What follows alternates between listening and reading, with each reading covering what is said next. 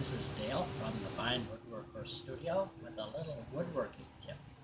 We had a problem with some of these panels that we were making because it got really cold and the furnace kicked on a lot, and so it got really dry in here. And these were left out, and we can see how it has worked. But that shouldn't be a problem if you know what to do. So what has happened is it dried crooked.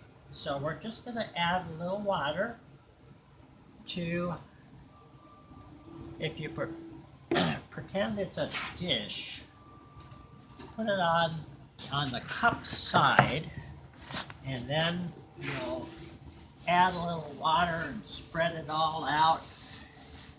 And we'll do all three of these here. So we want the water to be as even as possible, and to make sure that water gets everywhere, we're going to check them again. And now, if we get it nice and even, well, that looks good. Now we'll just take a dry rag and we'll wipe off the excess.